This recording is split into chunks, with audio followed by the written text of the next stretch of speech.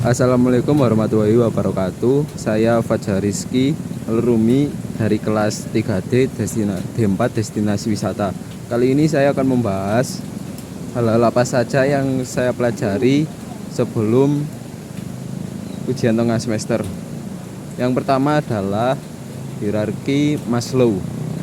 Saya jelaskan dulu hierarki kebutuhan Maslow adalah teori psikolog yang diperkenalkan oleh Abraham Maslow dalam makalahnya Theory of Human Motivation di Psychological Review pada tahun 1940. Ia beranggapan bahwa kebutuhan-kebutuhan di tingkat yang lebih rendah harus terpenuhi atau paling tidak cukup terpenuhi terlebih dahulu sebelum kebutuhan-kebutuhan di tingkat yang lebih tinggi.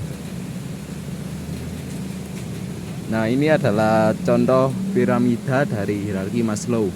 Yang paling mendasar adalah kebutuhan fisiologi yang mencakup tentang makan, minum, air, udara, dan kebutuhan seks.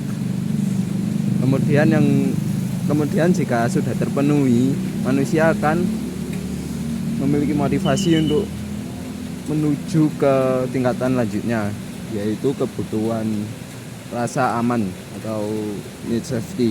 Kebutuhan tingkat dasar yang kedua adalah kebutuhan untuk senantiasa merasa aman. Seorang individu dapat melangkah ke tingkat kebutuhan selanjutnya apabila sudah berhasil memenuhi kebutuhan pada tingkat pertama. Abraham Maslow menjelaskan bahwa kebutuhan akan rasa aman ini meliputi rasa aman secara fisik maupun emosional. Perlu diketahui kadar kebutuhan pada tingkat ini lebih banyak untuk usia renang anak-anak.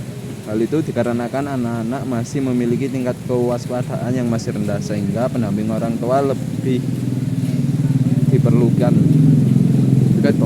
Ketika sudah memenuhi kebutuhan safety, maka akan meningkat lagi, yaitu kebutuhan sosial yang mencakup rasa cinta, kasih sayang, serta hak kepemilikan. Kebutuhan tingkat ketiga adalah kebutuhan mengenai aspek sosial yang ada di masyarakat, seperti kebutuhan untuk merasakan cinta, kasih sayang, dan memiliki hak kepemilikan terhadap suatu hal. Dalam tingkat ini, Abraham Maslow memberikan pendapat bahwa mengenai alasan mengapa seseorang individu mencari cinta. Abraham Maslow menjelaskan latar belakang dari aspek tersebut karena didasari oleh kesepian, kesendirian, depresi, stres, serta kecemasan berlebihan. Ketika sudah terpenuhi kebutuhan sosial, maka akan meningkat menjadi kebutuhan penghargaan. Kebutuhan tingkat selanjutnya yaitu tingkat keempat adalah kebutuhan untuk mendapatkan penghargaan. Penghargaan yang dimaksud dalam tingkat kebutuhan ini tidaklah selalu penghargaan berupa piala atau hadiah. Maksud dari kata penghargaan di sini adalah harga diri. Setiap individu berhak mendapatkan harga diri mereka. Harga diri dapat berasal dari diri sendiri maupun orang lain. Ketika kebutuhan ini sudah terpenuhi, akan naik tingkat lagi. Dan yang terakhir adalah kebutuhan untuk mengaktualisasikan diri. Kebutuhan tingkat tertinggi ini yaitu kebutuhan untuk mengaktualisasikan diri. Kebutuhan ini dapat tercapai apabila seorang individu berhasil memenuhi keempat kebutuhan sebelumnya. Aktualisasi diri dapat diartikan sebagai wujud sesungguhnya untuk mencerminkan harapan serta keinginan seorang individu terhadap dirinya sendiri. Dalam penggambaran aktualisasi diri yang diberikan oleh Abraham Maslow, aktualisasi diri ini berperan sebagai kebutuhan seorang individu untuk memutuskan keinginan mereka. Contoh, seorang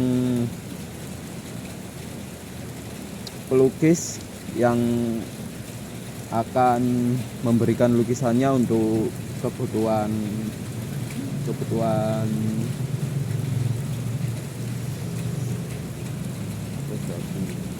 apresiasi. Dan contoh lain, seorang dokter yang ingin menemukan obat baru tentang kanker yang nantinya akan sangat membantu untuk peradaban manusia.